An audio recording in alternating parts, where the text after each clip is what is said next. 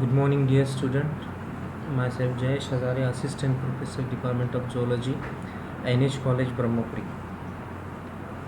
Today we have to understand about the introduction of the syllabus under the choice grade KD system for same 5 under the Gondwana University, Gadchiroli, for the paper of Applied Zoology. So within that paper, we need to understand first of all the scheme of this semester 5. As this is a CBCS pattern, there are as many as 4 papers are there. That is paper of parasitology, applied zoology, insect vector and disease and aquatic biology under the DSC, that is known as the discipline specific elective. The student have the choice to pick the paper from out of these 4, and there are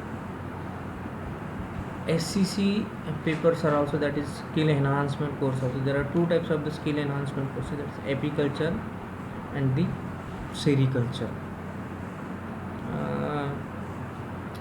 By considering the facilities that we are having in the department, we generally elected 2 papers, that is of applied zoology and the aquatic biology in DESC for the same 5, and in the SEC we do have sericultures. So this is the particular scheme.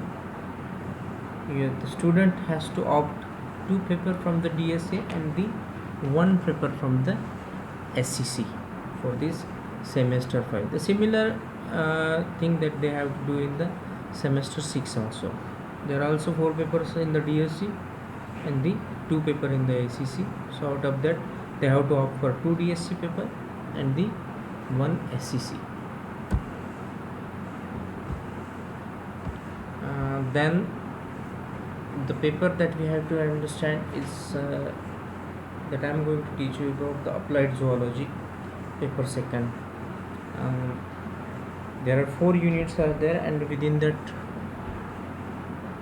first unit out of the 4, we have to understand about the fisheries and the aquaculture, the sources of fisheries, the sources of aquaculture, and how to manage them, which will be of the 12 periods, the stipulated period that has been given by the university to finish that unit, but there will be some plus minuses are there.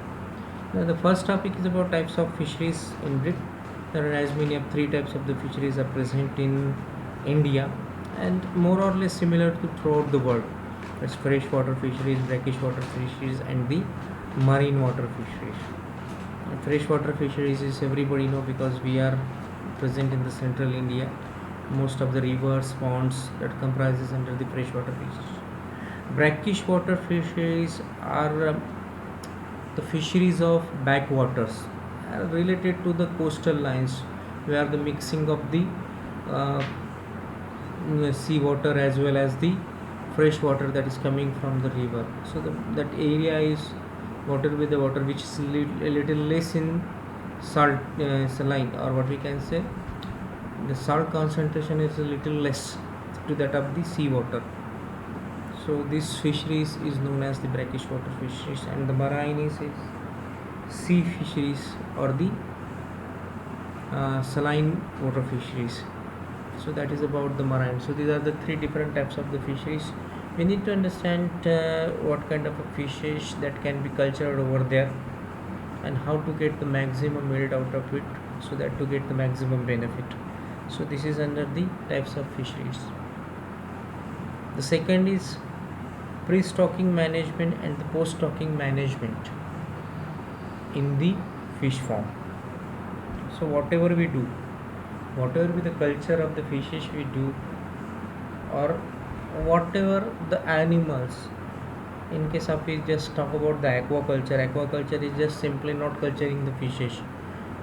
Aquaculture is a comprehensive term which includes the culture of economically important organism, all the organism which can actually will give a good amount of money to the human being.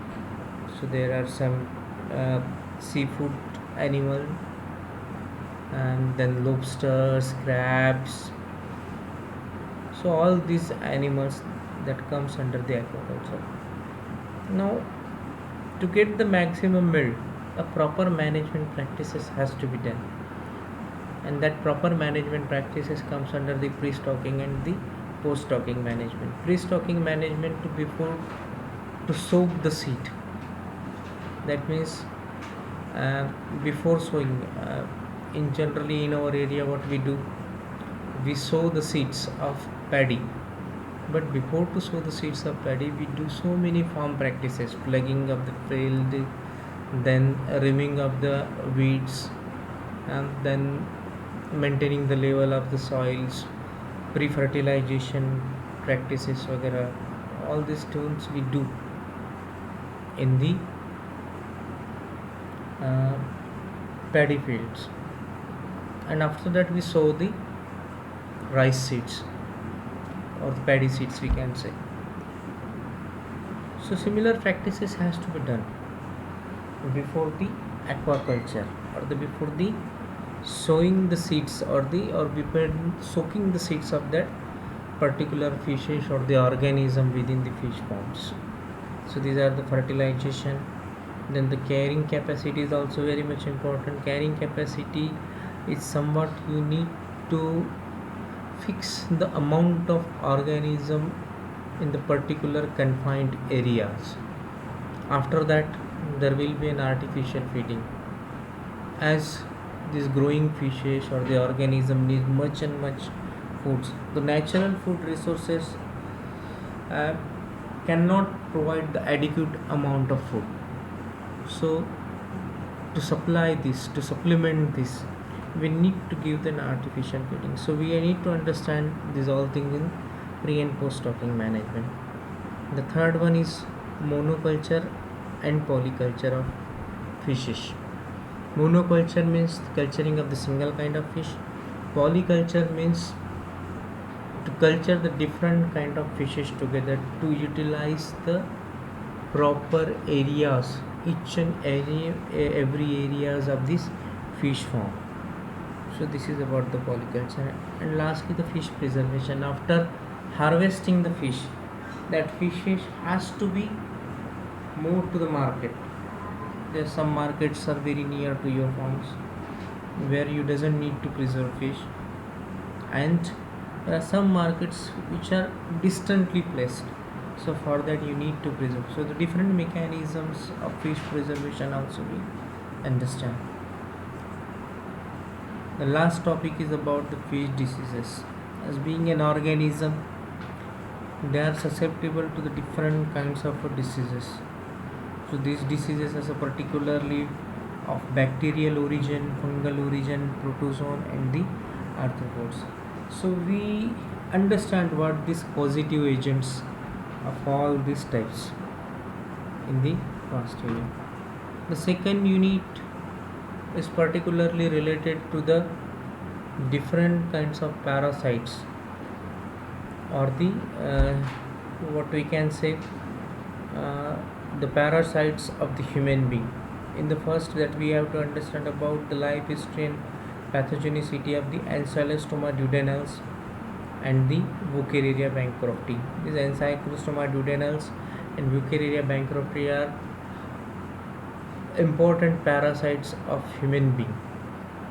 Ancylostoma duodenals is present within the duodenum, and Wuchereria bancrofti is present in the lingual lymphatic nodes and will affect the feet, or what we can say a causating agent of filariasis.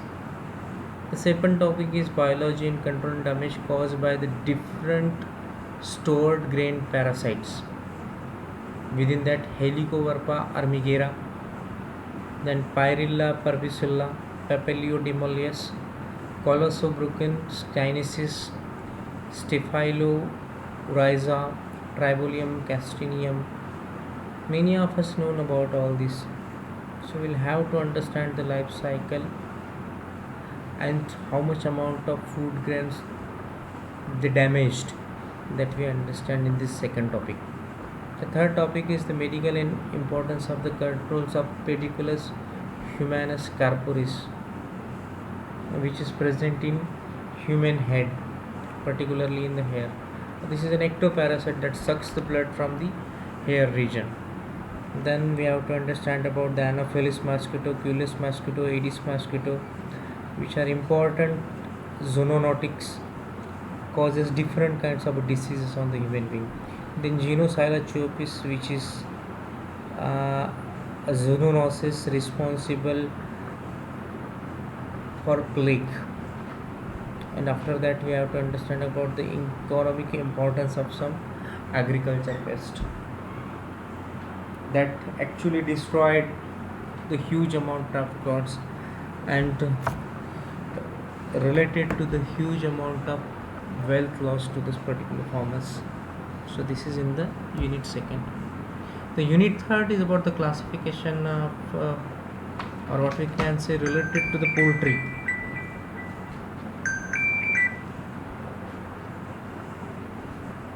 Hello, hello, hello. हाँ बस ये तो थोड्या वेळात